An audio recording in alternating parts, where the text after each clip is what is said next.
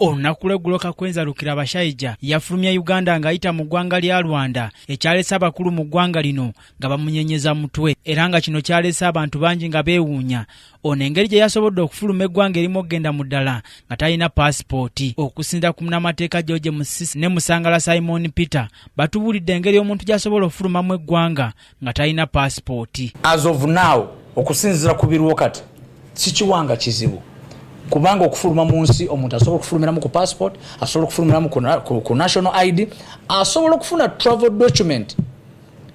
Kubanga okugaana omuntu okufuluma mu ggwanga wano oba olina ekisooka oba olina one otaddeyo ban, ekyokubiri okoze kye bayita red flag.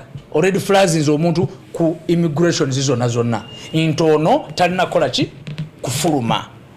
Kati n'ogamba omuntu nti teeka passport mu kooti tekigamba nti togambye nti tokozesa entambula yonna ina okola ki okufuluma. Kakwenza Lukirabashayija asibye ku mitimbagano egy'enjawulo ng'ayogerako n'abantu era ng'alaalisenga mu ssaawa yonna bw'akomawo mu ggwanga singa amala okujjanjabibwa era ng'okusinda ku munnamateeka Simon Peter Musangala agambye nti ono asobola bulungi okudda mu ggwanga bw'eba kkooti eyamusaako bukwakkulizo wa waayina kkoma ssaako n'ennaku z'omwezi eyamulagira okukomawo mu kkooti okukomawo mu ggwanga nga tezinnatuuka. Kati ekyokufuluma si kyekikulu mu mateeka era nsuubira kkooti ekimanyi. Ekikulu mu mateeka kiri nti yes mugambye afulumye agenze kola ki alwandikidde kooti negigamba ntagenda komawo bamuwanga meko komawo mu kooti olwo lunaku lutuuse naaba nga talabise. Kati olwo lunaku bwe lutuuka nga talabise Kakwenza alina bashurities bano bajja mu kooti nebatunuulira nebateekako obukwakulizo nti balina okusasula ssente bw'aba tazze mu kooti oba balina okumuleeta. Kati olwo olunaku bwe lutuuka nga tazze mu kooti then bano kooti ejja kuwa bashuritize bagambye omuntu gumweyemerera aliwa.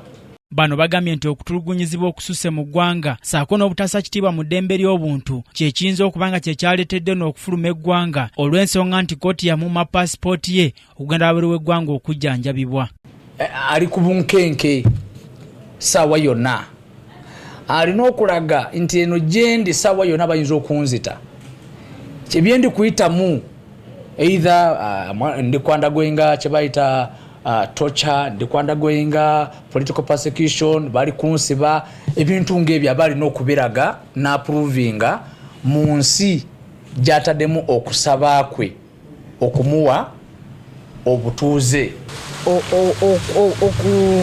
Okupanishinga bano abantu abeetabira mu bintu bino ebyokutulugunya eddembe ly'obuntu teriwo kyonna ekiraga era babawa akasiimu abamu nga babapromotinga babateeka mu bifo ebinene nga bamaze kati kiri nga bw'oba oyagala promotion oteekwa kutulugunya abantu omukulembeze w'eggwanga n'amala n'akupromotinga. N'akawaayiro abiri etegeeza nti buli munnayuganda ayina eddembe lye eryamuweebwa Katonda ery'okwegasanyiza mu nsi ye.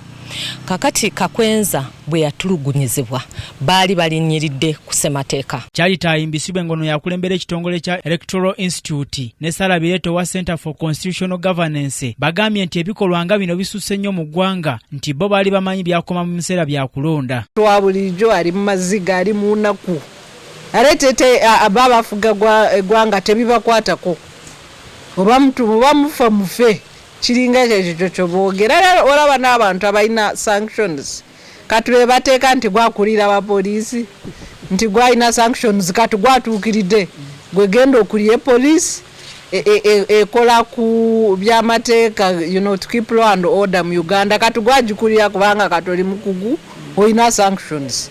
Era na Uganda kyana kunyo ekigambo kutulugunyizibwa twakiraba ku mulenzi ow'e Kasese. Minisita wa ICT yavuddeyo n'agamba omulenzi oyo yali akwataganye n'aba ADF ne bwe yankubadde nga yakwatagana ne ba ADF.